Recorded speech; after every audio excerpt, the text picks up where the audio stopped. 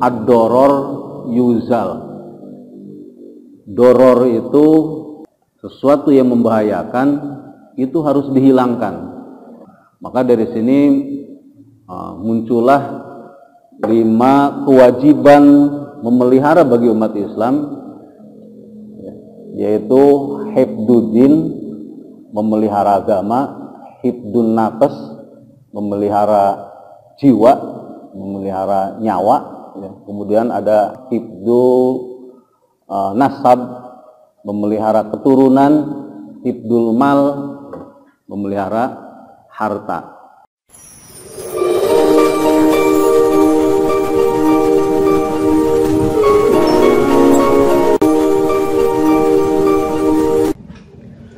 Assalamualaikum warahmatullahi wabarakatuh. Selamat bertemu kembali dengan Karyan Gunawan Channel. Sobat-sobat sekalian, jangan lupa klik like, subscribe, dan juga komen. Selamat menyaksikan. Assalamualaikum warahmatullahi wabarakatuh. Bismillah, alhamdulillah, wa syukru ala ni'amillah, asyhadu an la ilaha illallah wahdahu la syarikalah, wa asyhadu anna Muhammadan abduhu wa rasuluh la nabiyya ba'dah. Allahumma sholli wa sallim ala sayyidina Muhammad ibni Abdillah wa ala alihi wa ashabihi wa mawalah ma ba'd. Hadratul kiram, para jamaah, para pemirsa rahimakumullah. Alhamdulillah, atas izin Allah kita pada saat ini bisa melaksanakan pengajian secara online, ya. Mengingat khususnya di negeri kita dan umumnya di seluruh dunia, ya ini sedang mewabah atau sedang pandemi virus corona. Karena itu dalam kondisi apapun, ya, tentunya kita senantiasa berusaha untuk terus melaksanakan salah satu kewajiban kita, yakni thalabul ilmi. Jamaah rahimakumullah, pada kesempatan ini saya akan coba untuk membahas salah satu hadis di baginda Rasulullah sallallahu alaihi wasallam, an Abi Sa'id bin Malik bin Sinani al-Khudri radhiyallahu anhu, anna Rasulullah sallallahu alaihi wasallam qala la dororo wa la diroro.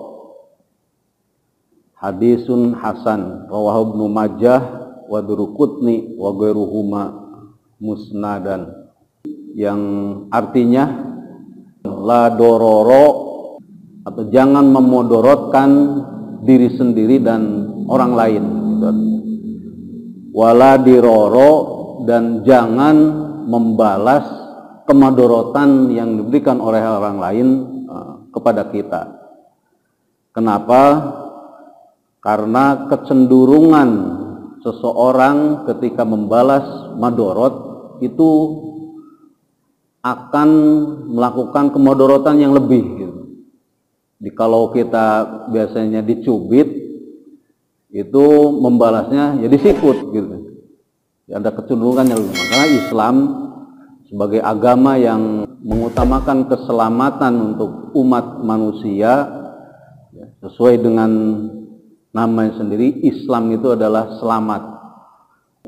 Muslim itu adalah yang dengan tangannya itu bisa selamat orang lain, muslim-muslim yang lain. Ya rahimakumullah, hadis ini ya termasuk hadis yang sangat pendek dari sisi redaksi, tapi sangat luas dalam syarah dan pemahamannya, menjadi landasan dari maqasidus syar'i, maksud disyariatkannya Islam kepada umat manusia. La dororo wala diron. Jangan melakukan kemadorotan dan jangan membalas kemadorotan dengan kemadorotan yang lain. Kaidah yang berdasarkan diantaranya hadis ini, ad-doror yuzal. Doror itu sesuatu yang membahayakan, itu harus dihilangkan. Maka dari sini muncullah 5 kewajiban memelihara bagi umat Islam, yaitu hifduddin, memelihara agama, hifdun nafas, memelihara jiwa, memelihara nyawa, ya. Kemudian ada hifdu nasab, memelihara keturunan, hifdul mal, memelihara harta. Jadi adanya hukum jual beli, adanya hukum ibadah apalagi, itu semuanya intinya adalah pengamalan dari hadis ini, la dororo wala diroro. Jadi kenapa ada hukum, ada aturan tentang jual beli? Ya supaya tidak ada saling memadorotkan. Di antaranya ketika jual beli tidak boleh memainkan timbangan, karena itu akan memadorotkan orang lain, gitu ya. Dan kemudian hifdun nasab, memelihara nasab, maka muncullah hukum perkawinan, hukum-hukum nikah. Jadi diatur supaya apa? Supaya tidak ada pihak yang dirugikan, baik itu mempelai laki-laki maupun mempelai perempuan. Jadi tidak benar kalau ada yang mengatakan bahwa Islam itu teroris, Islam itu merugikan orang lain. Itu sangat salah. Justru Islam itu rahmatan lil alamin, memberikan keselamatan kepada seluruh alam semesta, ya, bukan hanya kepada seluruh makhluk. Ya, dalam Islam di samping hukum ibadah berarti manusia dengan khalik dan muamalah antar manusia dengan manusia, kita juga ada hukum bagaimana mengatur hubungan manusia dengan hewan. Antara lain munculnya apa? Hukum penyembelihan, syarat-syarat menyembelih, alat yang digunakan untuk menyembelih hewan, gitu ya. Di menyembelih aja, menyembelih ayam itu pisaunya harus tajam. Jadi ya tidak benar kalau Islam itu kejam, gitu ya. Turunan dari kaidah ini adalah antara lain darul mafasid muqaddamun ala jalbil masolih. Dalam Islam itu mencegah terjadinya kerusakan itu lebih didahulukan daripada mengejar-ngejar kebaikan. Jadi kalau dalam situasi wabah corona ini kemudian keluar fatwa dari Majelis Ulama Indonesia misalnya bahwa untuk daerah-daerah tertentu, untuk daerah-daerah yang ya istilah sekarang itu zona merah, gitu ya, itu boleh tidak melaksanakan sholat Jumat. Sholat Jumat itu wajib, tapi ada kewajiban lain. Kalau sholat Jumat, wajibnya sholat Jumat itu hifdudin, memelihara agama. Tapi ada 5 yang harus kita pelihara, bukan hanya agama. Ada hifdun nafas, menjaga jiwa. Melaksanakan sholat Jumat itu hukumnya wajib, tapi menjaga jiwa kita, raga kita tertular virus corona itu juga hukumnya wajib. Nah, di sini ada 2 kewajiban. Kaidah yang lain, idza ta'arrada mafsadatani ru'iya a'dhamuhuma dororon birtikabi akhaf fihima. Ketika ada 2 doror, ada 2 bahaya, kita ada komplikasi, ya. Ini bahaya, kalau laksanakan ini bahaya.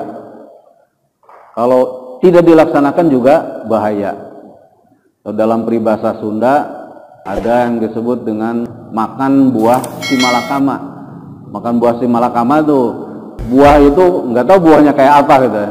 Kalau dimakan ibu mati, kalau tidak dimakan bapak yang mati. Ini dua pilihan yang sulit gitu. Nah, ini satu apa contohnya tamsilnya. Ini juga sama. Ketika kita tidak sholat Jumat, dosa, doror gitu.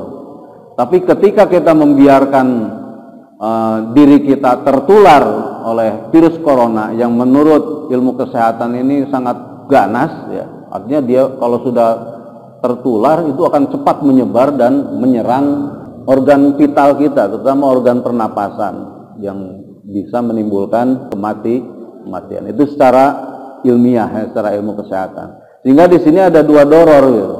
Meninggalkan Jumat dosa, membiarkan kita tertular virus corona juga dosa.